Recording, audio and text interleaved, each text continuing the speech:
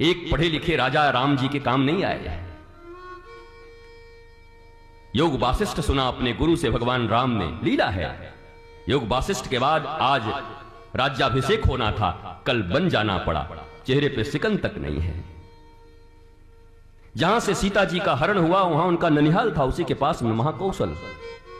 क्या वहां के राजा इनकी मदद नहीं कर सकते थे? बुलवाया उनको। जिस जिस रास्ते से गुजरे क्या सारे साम्राज्य खत्म हो गए थे? राजाओं के नाम बता दूं कौन कौन से राज्य थे वहां पर? क्या राम जी ने किसी को याद किया, किसी को बुलाया? किसे याद किया? भारत देश के जिनको तुम अनपढ़ कहते हो उन कोल भील वनवासियों को याद किया और उनके सहारे लंका पर जाकर के विजय प्राप्त करके सीता को वापस लाया। उनको अपनाया जो वंचित थे, जिन्हें तुम वंचित कहते हो, उनको गले लगाया परमात्मा ने। किसी राजा से दोस्ती नहीं की, किसी को बुलाया नहीं, किसी को खबर नहीं किया।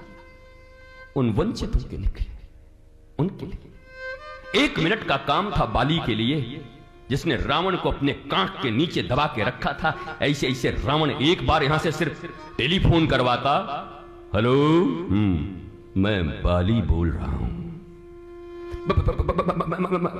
रावण बोल रहा हूं, कोई जानकी को वापस कर दे, बस हुजूर 5 मिनट में, 5 मिनट। थरथराता वो रावण बाली के डर से। सहस्त्रबाहु ने हराया रावण को, घुड़साल में बांध के रखा था, घोड़ों का खिलौना बना के रखा था रावण को। कोई रावण कोई अपराजेय योद्धा है क्या? चाहते तो 1 मिनट में, भक्ति में भी बाली कम भक्ति नहीं करता था। आप पढ़ लो रामायण। बोला मैं बैरी सुग्रीव ही प्यारा। प्रभु मैं कौन सा आपका बैरी था? यही कारण मोहिनाथ हमारा, किस लिए? पर वो राम है, राम है वो।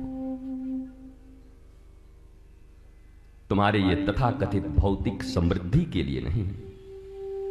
विवेकानंद से जब 3 दिन तक उन्होंने अमेरिका में धूम मच गई तो एक बड़े जेंटलमैन लोग आए। बोला स्वामी जी सब ठीक है, बट आपका कपड़ा है सब थोड़ा जेंटलमैन के जैसा, आपका इतना नाम हो गया, वस्त्र थोड़ा ठीक पहना कीजिए। विवेकानंद ने कितना प्यारा उत्तर दिया। बोला मैं उस देश का वासी हूं जहां वस्त्र से नहीं चरित्र से लोगों की पहचान होती।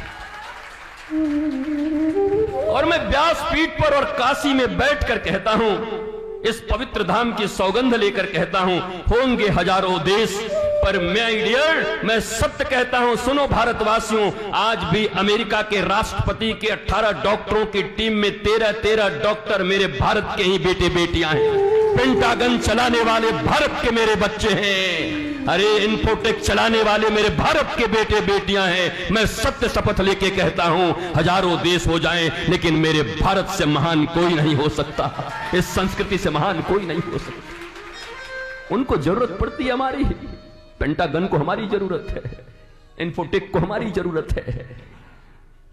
और आप का इतना आकर्षण, इतना आकर्षण आपका अपनी वेशभूषा, अपनी कपड़े, अपने वो वृंदावन में अब विदेशों से आकर साड़ियां पहनकर और घूंघट लेकर वो परिक्रमा कर रहे हैं, धोती पहन के वो हरे कृष्णा कर रहे हैं, और हम फटी हुई जीन्स पहन के कूल बन रहे हैं। Cool, you are not cool, you are biggest fool. Cut गया है तुम्हारा जड़ मूल, अब फांकोगे कुछ दिन में धूल ही धूल, छाती में गड़ेंगे सूल, बैठने को नहीं मिलेगी स्टूल। फिर से कोई आएंगे जैसे सकहुण, पठान, यवन, फ्रांसीसी, पुर्तगाली, अंग्रेज, मुगल, इन लोगों ने जैसे शासन किया ना, फिर कोई करने आ जाएगा हम पर तुम पर rule. You are not cool my dear biggest fool. ये कपड़े पहन के cool, I am cool, I am looking cool.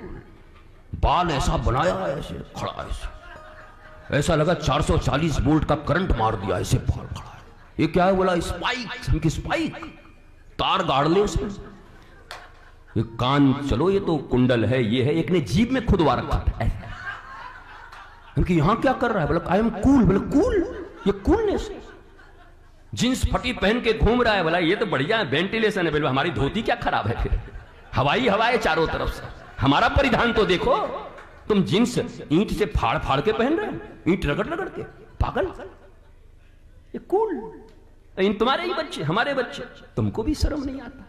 अपने बच्चों को अपने संस्कृति के प्रति जगा नहीं पाए, उनको परिधान राधा रानी की तरह और सखियों की तरह पहना नहीं पाए, जानकी अनसुईया की तरह उनको परिधान न दे पाए।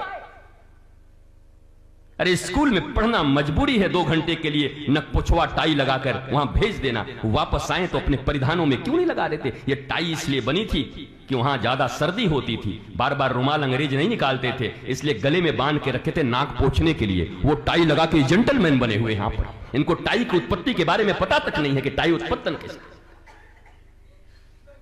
तुम अपनी संस्कृति पर ये पैंट कोट शर्ट पहनो, कोई दिक्कत नहीं, कुछ मत, लेकिन संस्कृति भीतर में जागृत रखो। और शिक्षा जब तक बदलेगी नहीं, मैं सत्य कहता हूं, सरकार अच्छी है, सरकार प्रयत्न कर रही है, भारत का भाग्य है। मैं तो बार बार कहता हूं, चाहे कोई भला कहे बुरा कहे, अरे दल्ला ही कह दो, तुम्हारे कहने से कुछ तो लोग कहेंगे, लोगों का काम है कहना। पर वर्तमान भारत में हमारे देश के प्रधानमंत्री संत जैसे श्री आदरणीय नरेंद्र मोदी जी और हमारे इस राज्य में महंत योगी आदित्यनाथ जी की सरकार है। महाराज, आज भी अगर सनातन और हिंदुत्व का प्रकाश नहीं होगा तो कब होगा? ये भारत के लिए गरिमा का विषय है और बाबा के आशीर्वाद से हो रहा है। इसलिए एक बार तो इस काशी में बनता है, नमः पार्वती पतये हर हर महादेव